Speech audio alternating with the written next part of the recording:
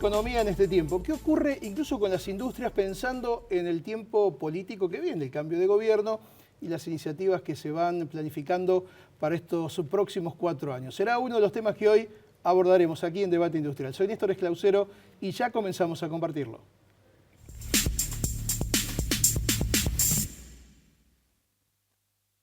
Es diputado nacional, un hombre de las industrias, no hace falta demasiada presentación. Gracias por venir. Oh, muchas gracias.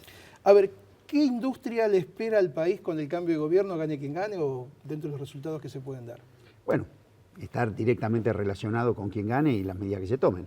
Lo que sí encontramos una industria que tuvo, por eso yo a veces cuando hablamos de la década, insisto en decir que hubo como una década partida, ¿no? Ni ganada ni perdida. Tuvimos un periodo muy bueno, donde había claros motores de la economía, como el tipo de cambio competitivo, baja inflación, orden en las cuentas públicas. Y esa macro proproducción hizo que la industria creciera al 105%, generamos más de 5 millones de trabajos que se generaron, se acumularon reservas por 54.000 millones, aún pagando 10.000, etc. Y si vos te acordás, siempre lo digo, en el año 2007 el problema en Argentina era administrar el exceso de dólares que generaba la economía. Yo recuerdo que por primera vez que se decía que había problema con la cantidad de plata que entraba, que había que poner los encajes, ¿te acordás? Sí. Los encajes. Bueno, muy bien. ¿Qué sucedió después? Estos motores empezaron a tener dificultades, la inflación pasó del 3 al 30, el tipo de cambio competitivo lo erosionó la inflación, esto es objetivo, las reservas de 54 fueron a 30. Es decir, en vez de poner la energía en volver a recuperar esos motores que habían sido exitosos, que mostraron un círculo interesante entre demanda, inversión, producción, desviamos el rumbo. Primero negamos los problemas, no nos olvidemos de Moreno, negamos la inflación y las cosas no las podés negar. Entonces se nos cayó la inversión, pusimos un cepo. Es decir, siempre supimos que en la Argentina cuando hubo un cepo hubo desdoblamiento. Cuando hay desdoblamiento se cae la inversión. Esto es más viejo que el agujero del mate. ¿Será entonces eso lo primero que hay que hacer? No, lo primero que hay que hacer es primero decirle al industrial que demostró, ¿está claro? Demostró que con esa macroeconomía estaba no vivo, estaba con toda la energía, porque como te vuelvo a repetir, se puso en marcha todo, la vitivinicultura, la citricultura, los metalúrgicos, los textiles, que estábamos muertos. Pasamos a hacer la tercera especialización en la Universidad de Buenos Aires, diseño textil. Es decir, ¿qué quiere decir esto? Ese activo está. Ese activo el potencial está. Está. ¿Qué nos pasó en los últimos tiempos? Bueno, a medida que negamos los problemas, empezamos a caer, caímos del 9 al 4, al 3 de crecimiento. Y ahora, bueno, ¿cómo revertimos esa tendencia? Entonces, primero, activos. No es la época de la convertibilidad donde no había herramientas de la política económica porque la convertibilidad no te daba herramientas. Hoy están las herramientas. Segundo, ¿cómo llegan acá los empresarios? Desendeudados. No es el problema que teníamos un endeudamiento en dólares en aquel momento. Y segundo, con un músculo que está ágil, porque hasta hace muy poco estábamos a full. Yo estoy sector calzado. Nosotros pasamos de 30 millones de pares a 120 millones de pares. Entonces, ¿eso por el mercado interno? Total, ¿no? Exportación y mercado interno. Estamos con problemas, no cabe duda. Y sabemos que tenemos una defensa que se llama las licencias no automáticas, que no sabemos qué pasará a fin de año, pero lo que más importante de esta barrera es también estar en forma competitiva y hay problemas. ¿Qué hay que hacer con esos problemas? ¿Negarlos? No. ¿Por qué? Y esto es lo que nosotros defendemos del Frente Renovador, a diferencia de otros que están en el péndulo. Están los que niegan los problemas y dicen todo está bien, y los que te dicen esto se cayó y volvamos a cavarlo. Bueno, ¿qué es lo nuestro? Y lo que yo creo para la industria, recuperar, defender todo lo que se hizo bien, por supuesto, corregir estas cosas que son corregibles y agregar las que faltan. Entonces, ¿cómo nos encuentra la industria? Con ejercicio de un año de crecimiento y dispuestos a dar una rápida respuesta ante los estímulos adecuados. ¿Cuáles son? Me vas a preguntar. Claro.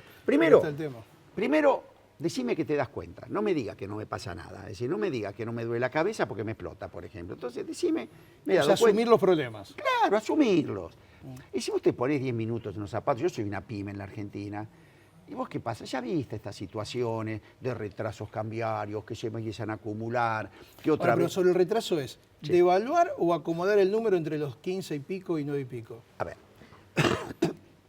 es bueno que un día lo entendamos en forma definitiva en Argentina. Si la única herramienta que nosotros tenemos para mejorar la competitividad de la economía es la devaluación, estamos en un error histórico. Algunos piensan que esta es la la gran medida, que es la gran Pero solución. acabamos de devaluar el año pasado sin plan y en 6 meses se te Se comió comió todo. toda la ventaja y te quedaste con un salario licuado. El salario, entendámoslo de una vez por todas, es el motor del mercado. Entonces, si vos me debilitás el motor, no va a andar la situación. Entonces, ¿qué es lo que nosotros vemos? Clarísimo. Primero, decir, me di cuenta. Tercero, vamos a corregirla, no la vas a corregir en 2 días. Hay que equilibrar esas variables macroeconómicas que se desajustaron. Ahora, ¿cuál es el debate? ¿Lo ajustás desde la recesión y desde el ajuste o los corregís desde el crecimiento? Primer gran diferencia. Para nosotros, y quedó demostrado en el 2002, mira Grecia, si no. Vive de ajuste en ajuste hace más de 5 o 6 años, cada vez está peor, Sí, sí, cada claro. vez le paga menos. Es decir, cuando vos ajustás, ¿qué es ajustar? Cada vez hay menos salario, menos nivel de actividad, menos recaudación, todo es menos. Y además nadie invierte en una economía que sea chica. ¿Cuál es el desafío? Ir haciendo los ajustes, pero desde la economía en crecimiento.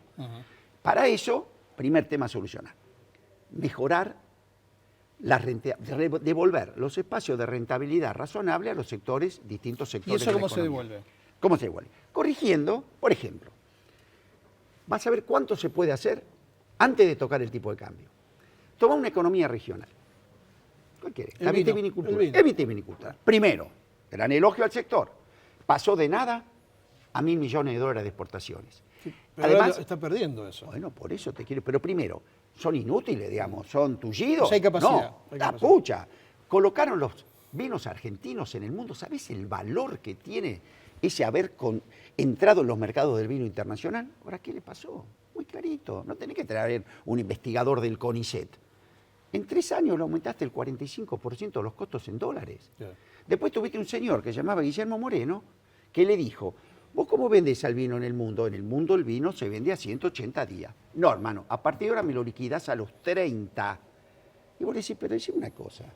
¿Vos crees que yo si puedo vender a los 30, vendo a 180 porque soy filántropo? No se vende el vino en el mundo si no es a 180 días. ¿Qué hiciste? Le hiciste perder los mercados. Y terminaron llevándose el vino a granel y exportándolo desde Chile. Bueno, entonces fíjate. Solo con eso se puede mover ese sector. por Entonces yo a ejemplo. ese tipo le digo, primero, ¿para qué te cobro una retención si no estás exportando? Es una recaudación que no existe, sacásela. Son primero. 60 millones por año, nada. Pero aparte De dólares, o sea. es Pero un aparte 5%, hoy, creo. como no exporta, es No un, tiene nada es tampoco. un número en la contabilidad que no existe.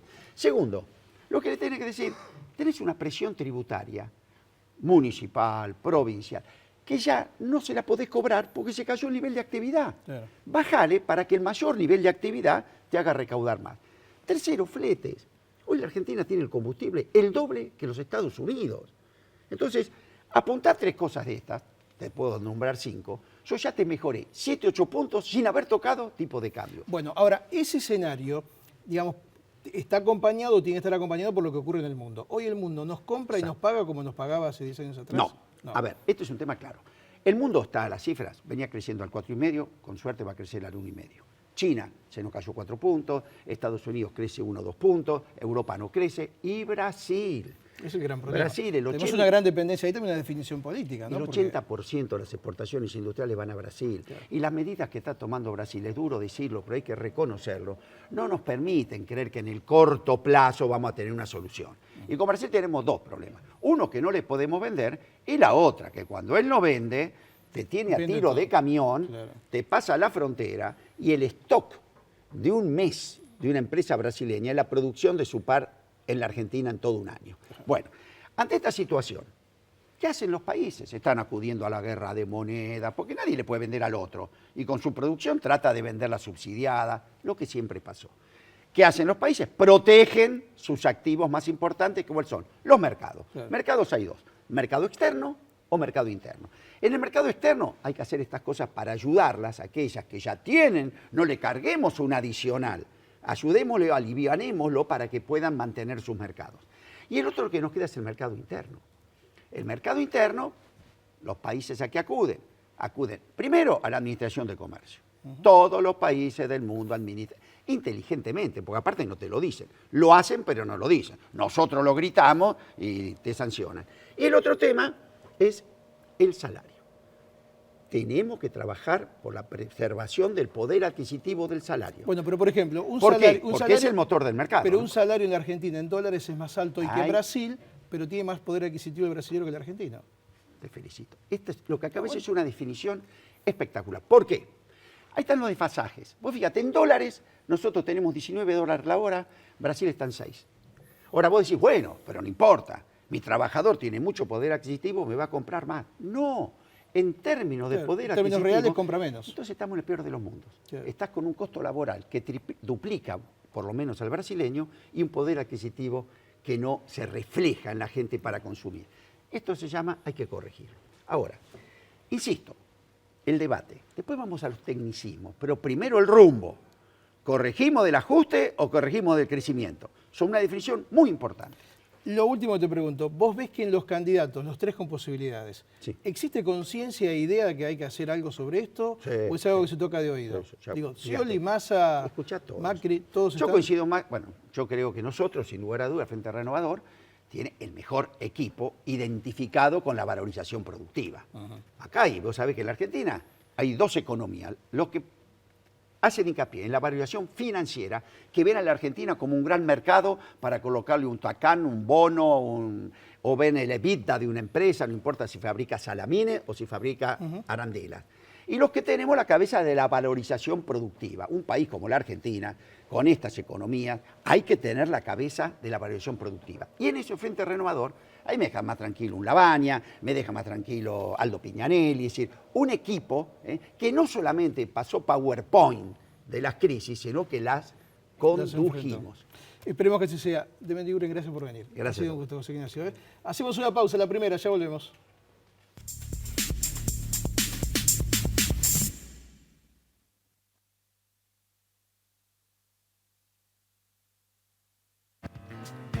Para las próximas vacaciones, los hoteles Howard Johnson ofrecen promociones especiales. 0810-122-4656.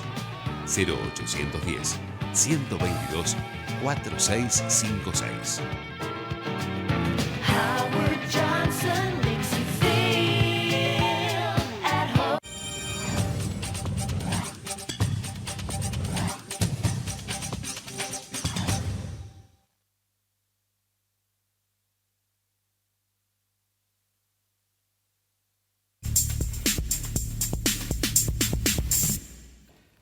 José Ignacio de Mendiguren nos dejó una cierta cantidad de cuestiones para hablar incluso de las pymes. Diego Videla, hombre del sector empresario y de la Unión Industrial también durante mucho tiempo.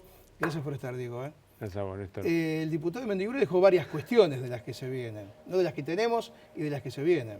El tema pymes es central en todo esto, porque es la verdadera generadora de trabajo, ¿no? Se dice históricamente, pero pocos entienden que las pequeñas y medianas empresas son las que más fuentes de trabajo tienen. Sí, obviamente la pyme es una fuente de generación de empleo importante, pero vos tenés un problema importante con las pymes. Vos sabés que el paso premio a la pyme es el emprendedor. ¿El emprendedor qué es? 2 o 3 personas que fabrican esta copa, por ejemplo, y que pueden tener mayor proyección en el futuro. Y pueden fabricar a lo mejor 10 copas o 15 copas. Y eso significa cada copa o 2 copas un puesto más de empleo. La pyme, por otro lado, como es comunidad o es familia, está en las provincias y se queda en las provincias. O sea que también favorece las economías regionales. Ahora, ¿qué pasa con el emprendedor? Cuando el emprendedor quiere pasar a ser la pyme, tiene que hacer exactamente todos los mismos trámites que tiene que hacer una empresa grande. La Inspección General de Justicia, la FIP, todas las cosas, lo privado, la infraestructura, es todo lo mismo. Y la pyme es una familia que quiere arrancar y quiere hacer eso y quiere llegar a ser una mediana Además empresa. eso se hace todo de manera burocrática, casi nada online, ¿no? No hay nada. Con lo cual eso lleva tiempo y costos, además. Y también todavía no ha habido consorcio de pyme, donde haya un consorcio que maneje y que le facilite a la pyme una facilitación de todo lo que tiene que hacer para pasar a ser pyme. Porque entonces, ¿qué hace el emprendedor? Cuando ve todo eso y ve que tiene que pagar también, yo no digo con una diferenciación muy importante de impuestos, una diferenciación muy importante de aportes patronales, porque eso las grandes empresas lo pueden tomar con la competencia desleal, lo que yo creo que es real. Pero tiene que haber una pequeña diferenciación para que el emprendedor tenga un lugar a más inversión, como decía de Mendiguren. Además, hoy es fundamental en la Argentina la inversión. Tenemos que partir de un país que a partir de ahora empiece ya, desde este momento empiece a Ahora, el invertir. tema de la inversión siempre se discute. Si es una inversión que tiene que venir de afuera, si es una inversión propia, digo, del famoso dinero del colchón o lo que está fuera del sistema. ¿Desde dónde puede salir esa inversión para que rápidamente esto se ponga en movimiento?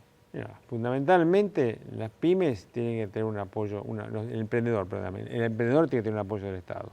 Y tiene que tener un apoyo del Estado con dinero que venga, obviamente, cuando tengamos dinero, porque si no generamos exportaciones, no generamos industria. Yo decía, la industria ha sido desoída en la Argentina durante 200 años. Entonces vos decís, yo creo que la industria es fundamental para que este país empiece a desarrollarse. Sin industria es imposible. Lo decía Pellegrini, sin industria no hay nación. Pero más allá de lo que decía Carlos Pellegrini hace más de un siglo, no se ha cumplido. Te voy a repetir que hoy la pyme es muy difícil, hoy no se sabe la cantidad de pymes que hay, se sabe la cantidad de pymes que están trabajando en el proceso normal de la economía, pero no se sabe la que no están trabajando. Y ellas también producen. Pero vas a producir dos efectos, un efecto tipo Colombia, una economía que vas a tener la vas a reconocer, y una economía subterránea que no.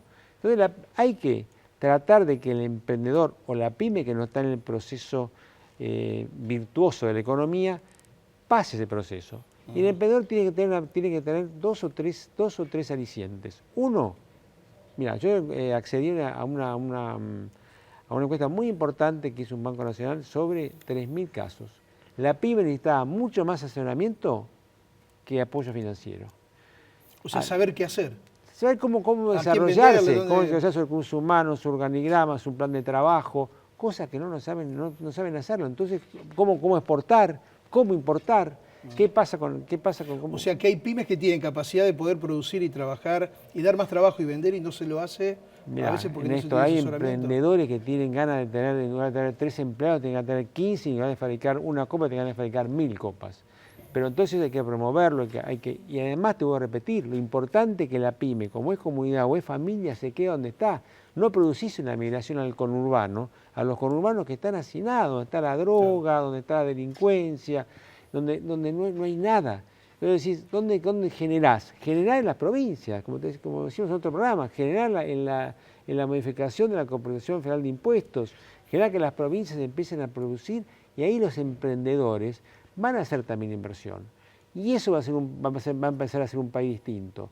Te voy a repetir, no hay diferencias entre la pyme, la mediana y la grande, no hay que generar, pero el emprendedor necesita un pequeño aliciente y el Estado, como yo decía, en el costo fiscal, el costo fiscal tiene un costo fiscal que es un costo fiscal bueno, que es de políticas activas, y un costo fiscal que no. Este costo fiscal que puede tener un emprendedor va a ser siempre compensado con mucho mayor Producto Bruto y mucho mayor... Sí, es un círculo vicioso porque el Estado va a recaudar más también, el municipio, la provincia y demás. Ahora, además de las cuestiones que tienen que ver con la parte impositiva y de trámites, ¿no? Esto que decías para poder instalarse y desarrollarse y la información que pueden tener. ¿Qué otras cosas hace falta pensar para las pymes en el tiempo que viene? Infraestructura, o sea, trenes, puertos, hidrovías, todo lo que la pyme le permita mejorar su posición. Yo coincido con Medigure que no hay necesidad de tocar el tipo de cambio, me parece que no hay necesidad de tocar el tipo de cambio. Me parece realmente que hay otras alternativas que no son el tipo de cambio. La pyme es un factor preponderante para desarrollar más trabajo. Entonces, al hacer más trabajo, vos vas a poder, cuando pongas un trabajador, vas a quitar subsidios, le vas a quitar un costo fiscal al gobierno. Un costo fiscal que no es excelente, porque la gente desarrolla trabajando más con subsidios. Claro. Entonces, si vos generás trabajo, vas a generar también una mejor calidad de vida. Y además, como te voy a repetir, las pymes son generadoras de movilidad social, la industria es generadora de movilidad social. Las pymes industriales van a hacer movilidad social. Entonces van a tener acceso a la cultura, acceso a la educación, acceso a muchas cosas que hoy no tienen acceso. Vos tenés que darles un empujón inicial y después dejarla funcionar, pero darles una ayuda, ayudarlas a que crezcan. Obviamente yo no te pido que le financies y que hagas unas diferenciaciones muy grandes con las empresas grandes, pero tenés que ayudar al emprendedor para que se atreva a pasar a pyme y no pase, porque cuando el emprendedor se ve abrumado, es como una ola gigante que le viene, dice, no, yo me quedo donde estoy. no pago impuestos, lo hago en mi casa, Claro. lo hago en el patio. ¿Te das cuenta? Eso es Entra en la propia informalidad también. es en contra total del desarrollo. Eso lo contrario del desarrollo es mandar al emprendedor a su casa. Diego, gracias por venir como siempre. Ha sido un gusto. Gracias a vos. Pausa, la última, ya volvemos.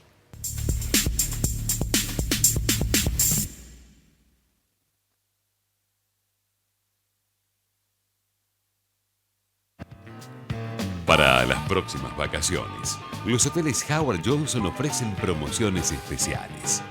0810-122-4656. 0810-122-4656. Howard Johnson makes you feel at home.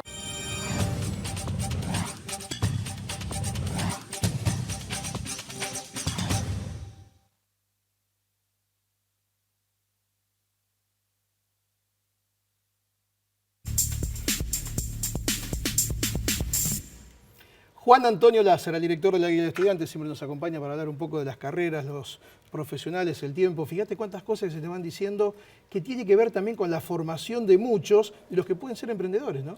Y necesitamos fomentar justamente, como decían tus invitados, el emprendedor, la industria, ¿no? Porque si nos vamos a quedar que todos trabajando del Estado, ¿de qué va a vivir el No, Estado? pero claro, pero además, por ejemplo, a nivel familiar hace falta las pymes que la gente esté capacitada, o los integrantes de esa familia, para poder agregar valor o tener otra perspectiva de trabajo, que a veces eso no se tiene en cuenta. Bueno. Yo me parece que los hijos de muchos empresarios pymes, de aquellos tanos o inmigrantes que vinieron, ahora se están formando quizás para poder mejorar el negocio del padre, el torno o lo que fuere. Sí, hay veces que la universidad no da esas respuestas, ¿no? Tenemos que estimular a que se sigan carreras que tengan que ver con la industria. ¿Y cómo atraer esos estudiantes, digamos? ¿Cómo atraer ese potencial? Bueno, por mi parte yo recorro 135 ciudades de todo el país dando la conferencia de orientación vocacional y laboral, hablando cuáles son las carreras con más empleo. Ahora estamos en Tigre con la gente de Massa, no porque seamos políticos, sino porque nos convocaron.